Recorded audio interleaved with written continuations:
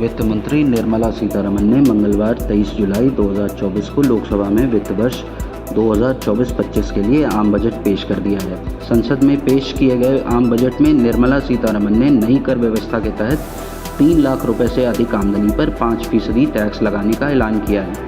हालांकि नई टैक्स व्यवस्था के तहत आयकरदाताओं के लिए राहत की बात यह है कि वित्त मंत्री निर्मला सीतारमण ने वेतनभोगी कर्मचारियों के लिए स्टैंडर्ड डिडक्शन को 50,000 रुपये से बढ़ाकर 75,000 रुपये करने का ऐलान किया है। लोकसभा में 7वीं बार बजट पेश करते हुए निर्मला सीतारमण ने कहा कि नई कर व्यवस्था के तहत व्यक्तिगत आयकर की दरों को संशोधित किया गया है। उन्होंने कहा कि नई कर व्यवस्था के तहत सालाना 3 लाख रुपए तक की आमदनी पर किसी प्रकार का टैक्स नहीं लगेगा। वहीं 3 से 7 लाख रुपए सालाना आमदनी पर 5% टैक्स लगेगा। इसके अलावा नई कर व्यवस्था के तहत आयकरदाताओं को 7 से 10 लाख रुपए तक की आमदनी पर 10%, 10 से 12 लाख रुपए की आमदनी पर 15%, 12 से 15 लाख की आमदनी पर 20% और 15 लाख से अधिक की आमदनी पर 30% टैक्स का भुगतान करना होगा। इसके साथ ही निर्मला सीतारमण ने लोकसभा में पेश किए गए बजट में पारिवारिक पेंशन की रकम को 15,000 रुपये से बढ़ाकर 25,000 रुपये करने का ऐलान किया है।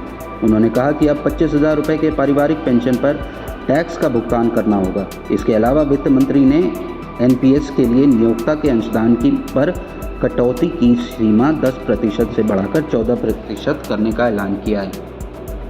सरकार ने मंगलवार को घोषणा की कि वह आयकर अधिनियम की व्यापक समीक्षा करेगी ताकि इसे पढ़ना आसान हो सके।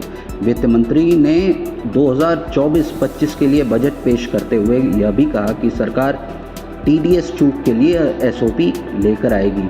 ऐसे अपराधों के लिए समझौते को सरल और युक्तिसंगत बनाया जाएगा। उन्होंने कहा कि धर्मार्थ ट्रस्ट के लिए 2 कर छूट व्यवस्थाओं को एक में मिला दिया जाएगा। इसके अलावा वित्त वर्ष 2022-23 में 58% कॉरपोरेट कर सरलीकरण कर व्यवस्था से आया है।